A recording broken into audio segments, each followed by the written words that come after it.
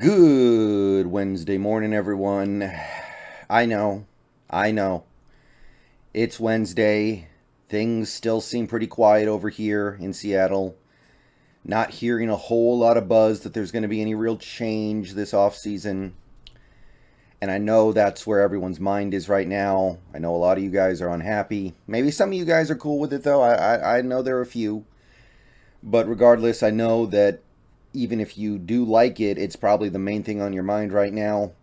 I know you guys probably want me to make some videos talking about it because it sure does seem like we are headed in a direction of meet the new boss, same as the old boss, except we're not even getting a new boss, it's just the old boss. But I'm going to hold off for just a little bit longer here. You guys are probably going to see me talk about this later this week. I'm going to hold off for now. It's still Wednesday morning. The Joe Judge situation yesterday afternoon shows that things can change very quickly and that sometimes you do see major moves being made after Black Monday.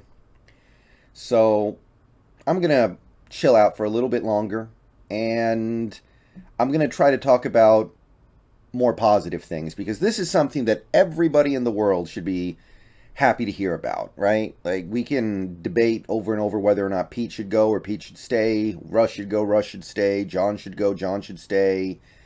We can talk about all that kind of stuff, and we're never going to all get on one side of the argument.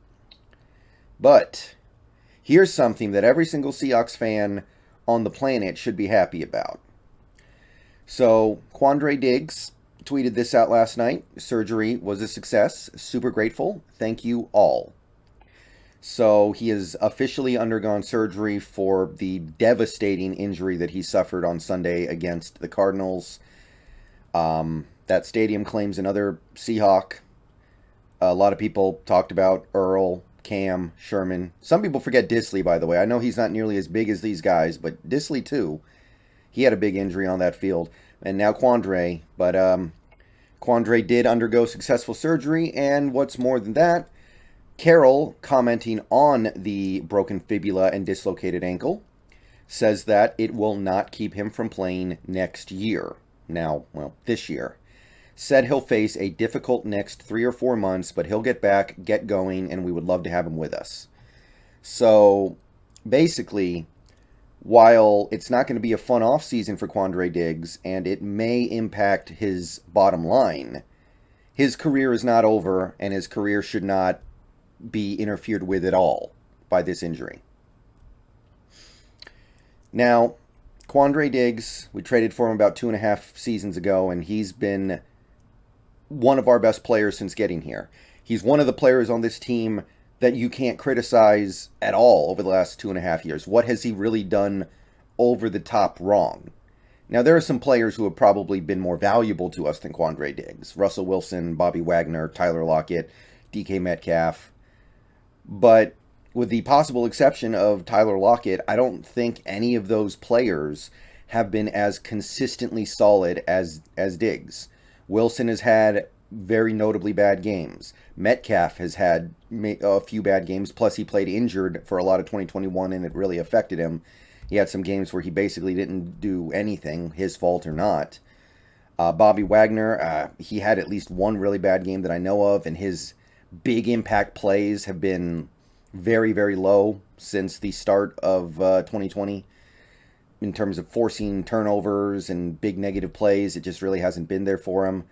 But Quandre Diggs has 10 interceptions over the last 2 years. I think he had 2 or 3 after getting traded for in 2019. So nobody's been forcing turnovers like Quandre Diggs. We give up very few big passing plays since Quandre Diggs got here. He's been shutting down those deep zones very similar to the way Earl used to do it. And I don't, he's not as good as Earl was in his prime, but Diggs has been a worthy replacement for Earl over the last 2.5 years. And he was a guy that pretty much every Seahawk fan liked and respected. You never really had fans having debates over whether or not Diggs was actually good the way you do with some of these other players. Like, there is a subsection of the Seahawks fan base that doesn't think Wagner is very good anymore. There's a subsection of Seahawks fans who think that Wilson isn't that good anymore for sure. You see them all the time. Some people think I'm one of them. I'm not, but I think those guys have a bit more of a leg to stand on than somebody like a Quandre Diggs. And that came out wrong. I'm sorry about that. I didn't mean it that way, but I think you guys get what I'm getting at here. Quandre Diggs has been rock solid pretty much every game. You can maybe pinpoint one or two plays where Diggs may have missed a tackle or maybe he was a little out of position, but this is all pretty minor stuff, right? He has taken care of business. It was really sad to see him get hurt like that with less than 10 minutes left in his current contract. I am happy to know that it's not going to affect his ability to play going forward. Every indication I get is that he will be ready to start week 1 in 2022. He might lose a little bit of money over this, but it's not going to be a lot of money. He still has 2.5 years worth of really good tape over the recent seasons to point to. So that's the good news. That's the good news right now, right? Like we're wading through some unfortunate realities right now, I think. The reality that things are not really going to change this offseason seems like it's manifesting itself, right? And most people on this channel anyway are not going to be too happy about that. The Geno Smith thing, I know it's not a big deal, but that's not fun to hear your players doing. It's not fun to hear about one of your players, somebody that I think the fan base has some amount of admirate. I don't know about admiration, but they appreciate him. Is that big of a doofus? So in all that, we did get some positive updates on the Quandre Diggs situation.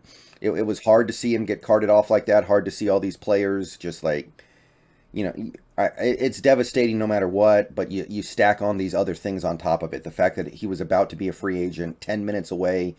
If we don't give up that 3rd and 18 draw play to James Conner, which was a joke, if we don't give up that play, Quandre Diggs isn't on the field, probably doesn't get injured like that. So, to me, I don't know what the future holds with Quandre Diggs. I will admit that his particular skill set, what he's done over the last 2.5 years, is more important to this team than it is to any other team.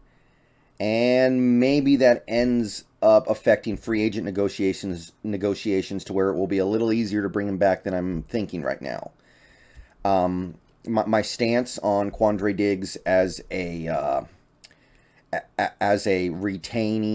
player to be retained is still pretty much the same. He's obviously very good. He's worth money. I don't know if I can justify spending that much money on safety because we've already given Jamal all that money. Giving Diggs all that money on top of it, it's just... It's hard to overcome because safety is not as important a position as it used to be in the NFL. So, I'll talk more about that later, though. I don't want to get this video bogged down in discussions on whether or not Diggs should be here in 2022. The point is that if we do want to bring him back, if we can make it work, it seems like that he is going to be physically capable of playing next year and playing well and doing the things that made him a Pro Bowler these last 2 seasons. So, I'm going to go ahead and get out of here on that note. Unequivocally good news. It could have been worse. Could have been worse. Could have been something that kept him out in 2022 or at least part of the year. Could have been something career-altering. Doesn't seem like that's the case. So, see you guys later today. Peace out. Go Hawks. Let me know what you think down below. Good to hear, right? Good to hear.